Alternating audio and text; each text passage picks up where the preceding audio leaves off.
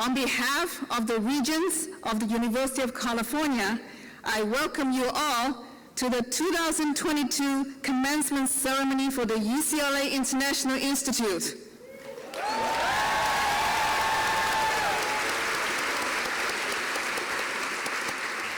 Everyone, please be seated.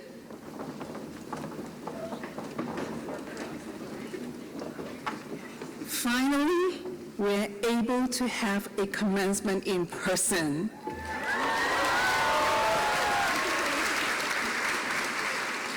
And you all look really beautiful down there and up here. You're just amazing. We're here to recognize and celebrate the undergraduate and graduate degree recipients of the International Institute academic programs.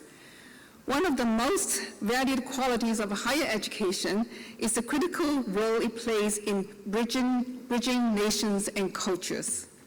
The academic programs in the International Institute aim at crossing boundaries and building a global understanding from across the disciplines. They are designed to improve students' understanding of the world and produce global citizens as the next generation of world leaders. Graduates, the world needs you.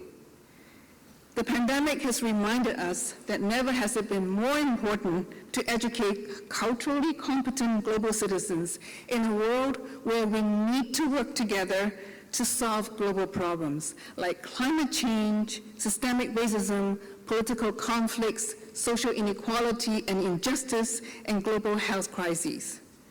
We are so incredibly proud of you, not only because of your academic achievements, but also because of your resilience and resolve to overcome the challenges in these extraordinary times.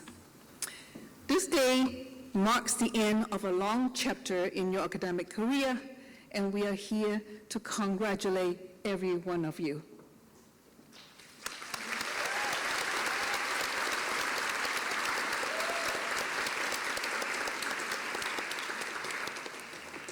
Academic success is built upon the support of many people, including our world-class professors. I would now like to acknowledge all of the faculty members in attendance today. Professor Harold Torrance, please stand.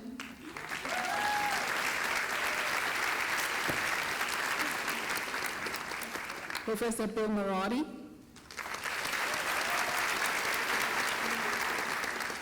Professor Ruben Hernandez-Leon.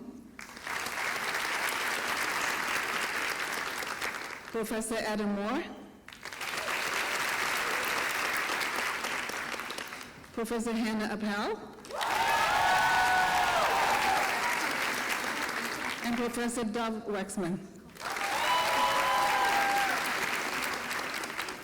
But of course, the support from family and friends and from different cultures and traditions is indispensable.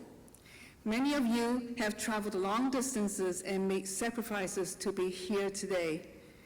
You are the emotional, moral, and material support who have made the accomplishments of our graduates possible.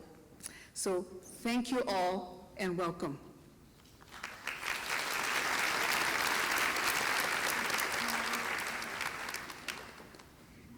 The UCLA International Institute is honored to have as our keynote speaker the Honorable Ted Lieu. He is representative of the 33rd Congressional District. In other words, UCLA is in his district. And Congressman Lieu immigrated to the United States with his family when he was 3 years old. His parents operated gift stores in Cleveland, where he and his brothers worked as teenagers.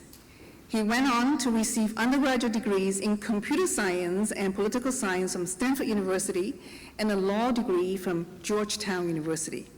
He joined the United States Air Force when he served in the Judge Advocate General's Corps. And after serving an active duty for 4 years, he joined the Air Force Reserve before retiring with the rank of colonel in 2021. The congressman's elected service began in 2002 as a member of the Torrance City Council. He then became a state assemblyman and later a California state senator.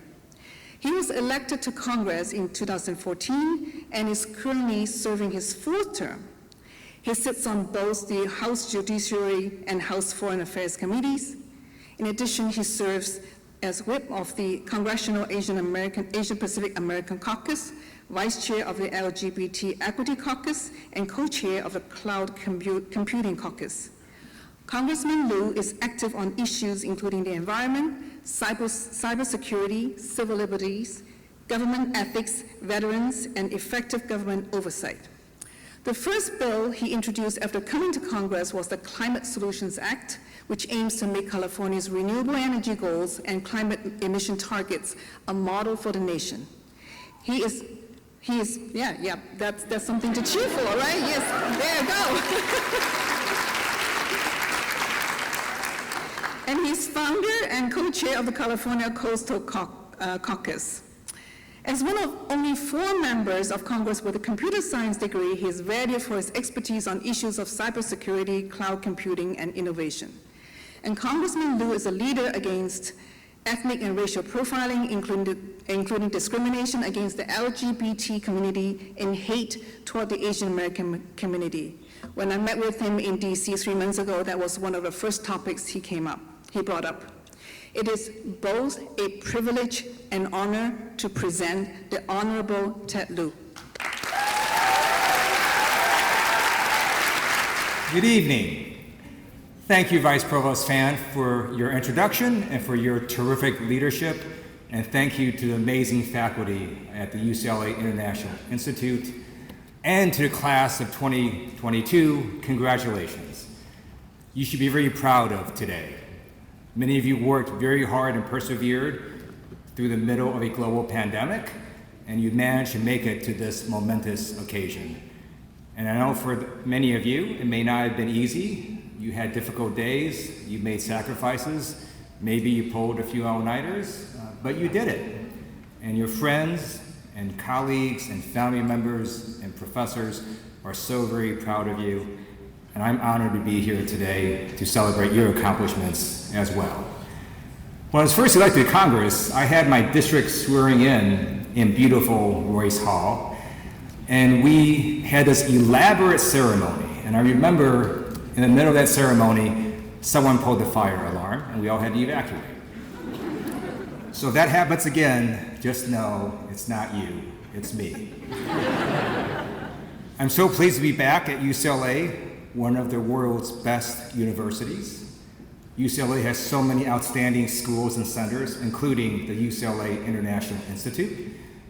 As some of you may know, it has the highest number of international scholars of any public university and is number 3 among all US colleges and universities in terms of international scholars.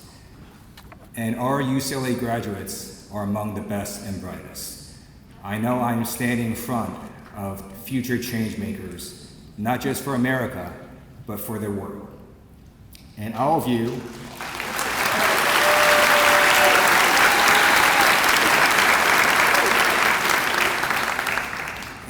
as graduates of the Institute have demonstrated a keen interest for global affairs and an interest in how we move humanity forward. So I'd like to discuss a little bit on how we move humanity forward. And first and foremost, if we want to move humankind forward, we have to have peace and stability. And second, we need countries and organizations to work together on shared goals. Recently, Secretary of Defense Lloyd Austin stated that Russia's full-scale invasion of Ukraine provided, quote, the dangers of disorder in the international system. Instead of peace and stability, we now have a land war in Europe. We simply cannot tolerate a situation where bigger countries invade smaller countries simply because they can. Prior to this invasion, I was in a number of briefings, including classified briefings. So I'm not going to tell you what was said in these classified briefings, but I will say this. The entire world got it wrong and what was going to happen in the first few weeks of the war. If you look at the public reporting before the war, everyone thought that Russia was going to roll into Ukraine and take over their capital, Kyiv, in a matter of weeks. decapitate Ukraine's leadership, and then install a puppet regime. Russia failed to achieve its objectives.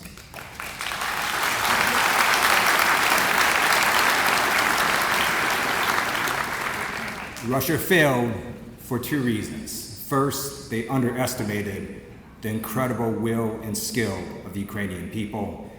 And second, the United States, our NATO allies, and other democracies provided unprecedented amounts of military and economic aid to Ukraine.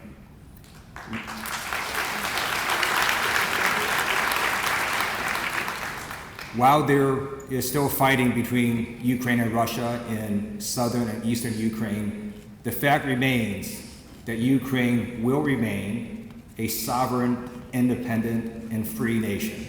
That is a monumental achievement.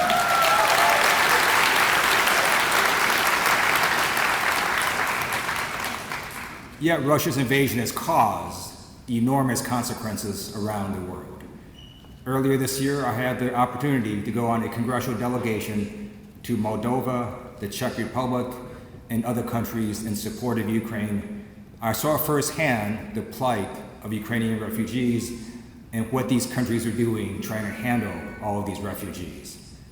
I also participated in the World Economic Forum at Davos, where one of the top issues was the impending global food shortage that's going to be caused by this war in Ukraine.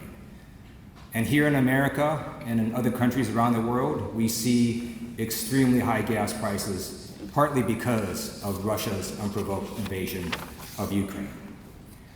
Many of my colleagues and I believe that the war will only end when Vladimir Putin concludes that he cannot win militarily in Ukraine.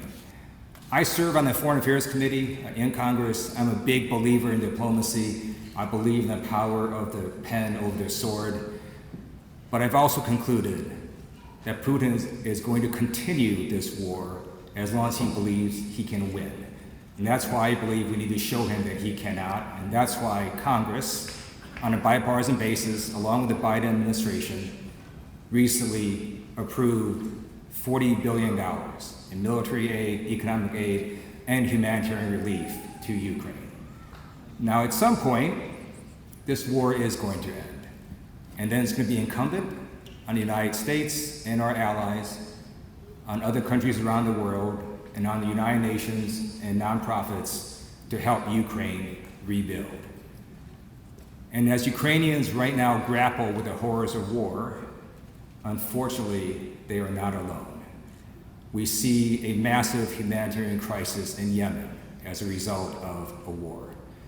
We see the severe effects of climate change in countries like Somalia and Ethiopia and India.